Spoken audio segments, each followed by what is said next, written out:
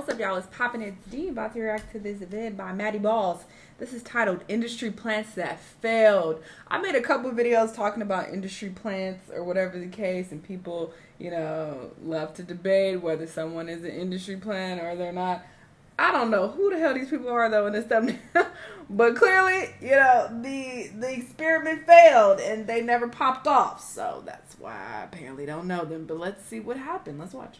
Industry plants are artists that are planted in the music industry by labels or other important people. Sometimes they can be hard to spot, and sometimes they are painfully obvious and generic, which can deter people from wanting to listen. And those are the people that we're going to be checking out today. So today I have gathered 4 artists that were planted in the music industry but failed to grow. But first, let's quickly define what an industry plant is. So the term industry plant is thrown around all the time, with tons of people giving it different definitions. For example, when you Google industry plant, the definition is artists who have only just started in the industry and are then picked up by a major label and groomed to be a star. But the issue with this definition and many similar ones is that it can be applied to a lot of artists. The whole point of a label picking up an artist in the first place is to help them blow up. A better definition is an artist who is a major/indie label backing their movement but presents themselves as a homegrown startup to create the illusion of an organic following. But the issue with this definition too is that whether or not you're an industry plant, a lot of artists aren't very talkative about their label, and a lot of artists like to run with the did it on my own narrative. So that doesn't really help narrow down the list. However, for the sake of this video, I'm going to define industry plants as artists who sign early in their careers and have their image created mostly by the label as some sort of marketing gimmick. What I mean by this is that these artists have their personality, their music, and their style tailored to a certain audience, which typically comes off as very inauthentic. You'll see what I mean as we go throughout the rest of the video, so let's start off with one of the most notorious industry plants that there is, Jumex. So Jumex is one of the first artists that people tend to think of when it comes to industry plants. He's an artist who started blowing up in 2019 after the release of his song Loner. However, it was pretty apparent right off the bat after the release of his first song Trapped that he was an industry plant. The song was a cookie cutter yell rap song where he's yelling the hook and then he raps a verse while forcing his voice to sound like this. The chorus was these lyrics repeated over and over again. I'm trapped and I can't get out, so might as well get high.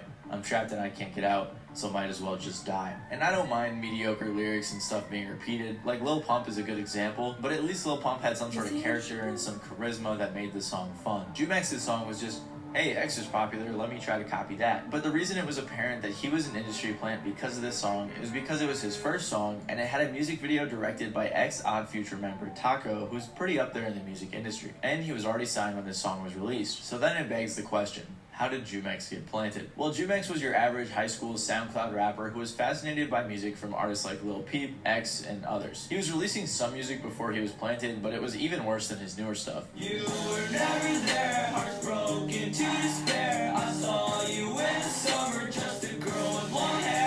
It just sounded like some Lil Peep inspired music with poor production. And that's how all his music was at the time. And on top of that, he was trying to look the part of a SoundCloud rapper as well. However, he went somewhat viral after posting a video online where he was smoking in his class and yelling World Star. This video caught the attention of Bradley Scoffern. Bradley Scoffern is a guy who's worked a lot with Odd Future. He used to help manage Tyler the Creator and worked with Golfway. He had been working with them as early on as 2012 and also worked as a carnival director at Camp Flognaw. So people theorized that Bradley found Jumex from this video, heard his music, decided to invest in him, hooked him up with some industry connections, and therefore planted him in the music industry. People have also said that the label he was with, Corton Records, was created by Bradley, made to look like some indie label, even though there was tons of money behind it. Like I said, this isn't a confirmed fact, it's just speculation, but it would make a lot of sense as to how Jumex got all these industry connections. People also theorized that Bradley had Taco direct his first music video and song, and Taco even played it during his DJ set at Camp Flognaw in 2018. His following song, Loner, was released shortly after Trapped, and he had writing assistance from I Love McConan, who actually helped him on a bunch of other songs, which is kind of sad when the songwriting is so terrible. There's also screenshots of Jumex asking people to write him a song about flexing but emotionally. He got a Genius interview for this song and people clowned on it, with top comments like, Jumex looks like a Monster Energy can personified. Jumex also did this thing where he would just glamorize being sad because it was trendy, really trying to appeal to the emo type of community. So with a little bit of digging, it looks pretty obvious that he was planted in the music industry, and after releasing some EPs and singles throughout 2019 and 2021, collaborating with people like Lil Xan and Travis Barker, it seems like he parted ways with Cortown Records. His numbers started slowing down, and Cortown probably realized that their investments had failed, so it's likely that they pulled out, or maybe Jumex left them, I'm not sure. So as of now, he's been releasing his latest songs independently with little to no success. I honestly think that the reason he failed is because his first impression was so terrible. The music wasn't great right off the bat, and the industry plant thing was so apparent. In my opinion, his music did get a lot better over time, but because people had these preconceived notions about him, they didn't really want to check his newer stuff out. And that brings us to our next notorious industry plant,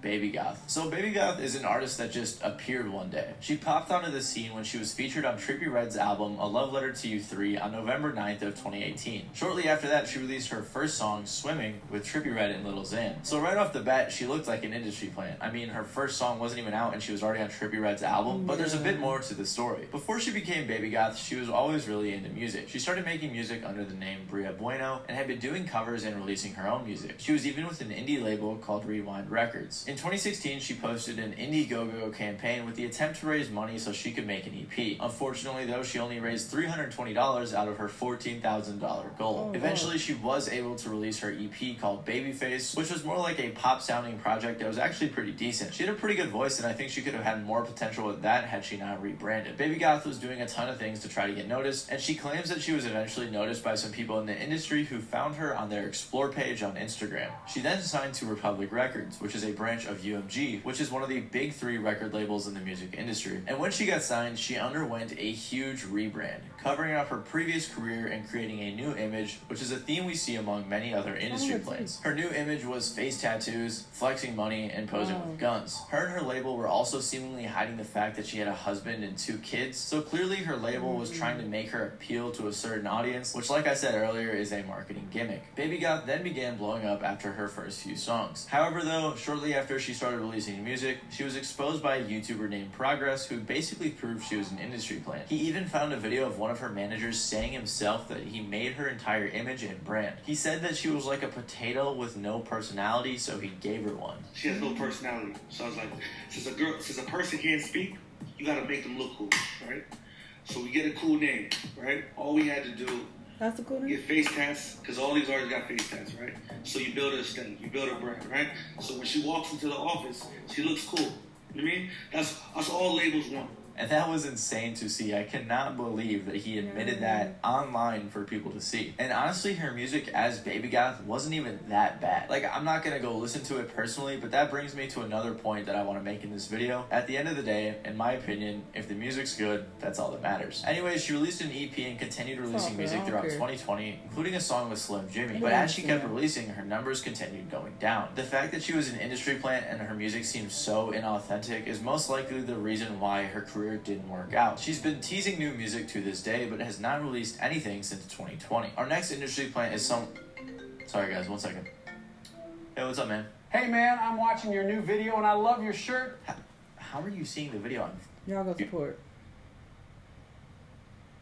Our next industry plant is someone with one of the most fascinating origins out of anyone else on this list, and his name is Smiles. So Smiles is a rapper whose name may sound familiar because he was featured on 6ix9ine's album Tattletales on the song Charlie. He released his first song as Smiles a day before that 6ix9ine song came out, and has been releasing music consistently ever since. He hasn't seen much success and has only had one song since then crack 1 million plays, and that was a song featuring Snoop Dogg called Happy. So how did an extremely small rapper get featured on 6ix9ine's album and get a feature from Snoop Dogg? He's gotta be an industry plant, right? Well, I can't say whether or not he's a traditional industry plant because he's had a career spanning over a decade before becoming Smiles. But I do consider him an industry plant of some sort, and you'll understand why after I explain it. So I think we should start with Smiles' dad. His dad is a man by the name of Bruno Mascalo, who is a multi-millionaire with an estimated net worth of $575 million. Now, the reason I think this guy's his dad is for 3 reasons. 1, he follows Smiles and a Smiles fan page on Instagram. 2, they both have the same name. 3, he mentioned in an interview he has a son in a rock band in LA. And you may be wondering, isn't Smiles a rapper? Why'd you say that he's in a rock band? Well, that article is from 2011, when Smiles was in a rock band by the name of Drive A. He was the lead vocalist and guitarist. And I'm not gonna lie, their music was pretty solid. The band was formed in 2007 and put out music until 2011. They released 2 full-length albums and they were actually pretty successful. Drive A has a music video with over 160,000 views. And there's a ton of people in the comments saying that they actually missed the band or that they saw them live on tour with other bands. However, I can hardly find any information about this group, and after breaking up in 2011, Smiles joined another band called Raw Fabrics under the name Jack Franco. They started the band in 2011, and by 2014 the band had just finished a nationwide tour that they headlined, and then released their debut EP, Gold Handcuffs. In 2015, after releasing their second EP, it seems like the band split, leaving just Jack Franco, who is now going by Jack Bruno. He was also struggling with drugs, which may have had a hand in that. Jack Bruno was active as Raw Fabrics until 2016, when he decided to go solo as Jack Bruno, but instead of making rock music, he made rap music. I believe he started releasing rap music in 2017, and that's when his career got extra weird. He had songs featuring Famous Dex, who was super hot at the time, and he also had a song with Playboy Carti. For some reason, some of his music was released as 92 Jack, so it seems like he's been having identity issues throughout his career. Regardless, he was somehow very involved in the industry and had tons of connections. He's opened for artists like Wiz Khalifa,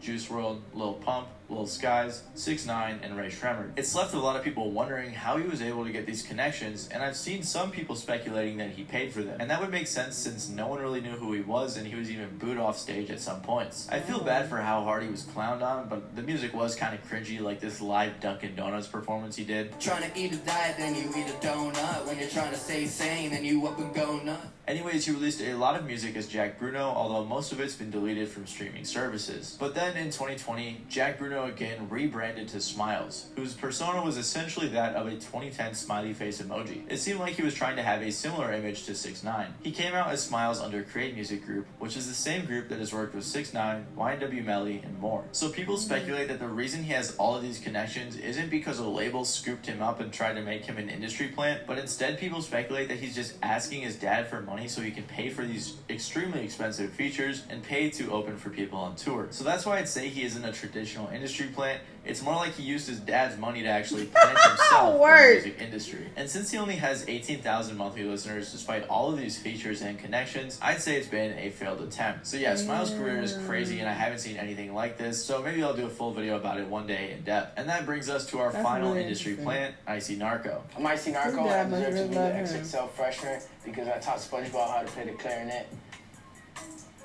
Now, I think the insane success of the SoundCloud era had labels foaming at the mouth trying to capitalize on it, because Icy Narco is a clear-cut Lil Pump clone industry plant. And while making this video, I realized that my definition of industry plant may have been a little too strict, so I'm gonna bend my definition just a little bit for this section, because Icy Narco did have a tiny bit of buzz before he got signed, and he also had a very similar image, but it's still pretty apparent that he's an industry plant being marketed towards a certain audience, and here's why. So Icy Narco began making music in 2016, back when he looked like a normal kid, but he didn't really get much attention. Throughout 2017, he changed his sound and style to be much more similar to that of a Lil Pump or some other trendy Florida rapper. His music was very mediocre, but the sound was trendy, so he did garner a small fan base. Songs like You, Viagra, Niagara, and more helped him grow his audience. Because he was already appealing to the Lil Pump type of audience, the label he would eventually sign with didn't have to do much to alter his image. It was already there. They would do some other inauthentic, cringy stuff, but I'll get to that later. All they had to do was just scoop him up and push his mediocre music, which is exactly what happened. Icy Narco signed to 10,000 projects in late 2017 or early 2018 and instantly began blowing up. He even said himself that when he signed to 10K, he hardly had anything and had recently just moved out to LA. This is a label that's worked with artists like Ice Spice, 6ix9ine, Ian Dior, Trippie Redd,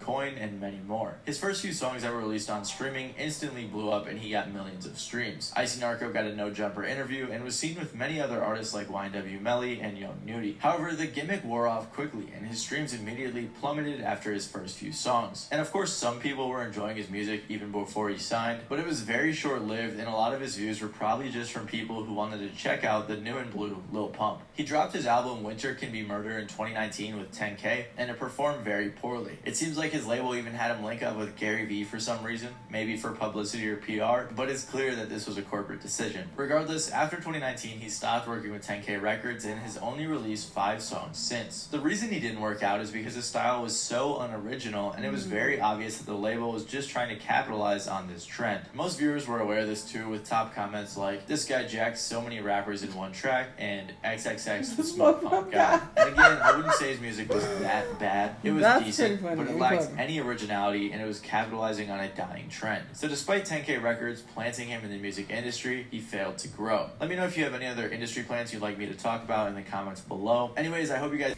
Wow, this is really interesting. But I would say that an industry plant is an artist that, you know, didn't really have any organic buzz prior to being signed to a label. You know, because typically artists have to prove themselves first before labels take a chance on them. Usually they have a really solid fan base and they're already doing numbers and they're already achieving a certain level of success on their own. And the labels will take them in like, okay, we're going to invest money in you because we see that you're already doing well and we're going to catapult you to the next level. That's typically what's supposed to take place. But an industry plant, you know, they don't really have no buzz like that. They don't really have any solid organic following or views or whatever the case, but the label will step in and say, you know, you have some potential, so we're going to invest money in you anyway. Even though you haven't earned this, we're going to invest all this money in you and we're going to create buzz for you. We're going to pay, you know, these radio stations to play your music, and we're going to pay to have you on these tours so that people will start to like you. You know, because you didn't achieve that on your own. People aren't really fucking with you right now, but we gonna make people fuck with you. You know, I feel like that is what makes an industry plant, and it's interesting to see it fail like this. That one dude who was using his daddy money, fucking goated. I would do that too. Like, hey, you left me, right? All right, put money into my rap career, and that shit did not even work out at all. Cause yeah, like I said, I ain't never heard of that nigga. But yeah, I think that's crazy. This is an interesting video. Y'all let me know what y'all think. Let me know what other videos you want to watch, and I'll see y'all the next time. Bye.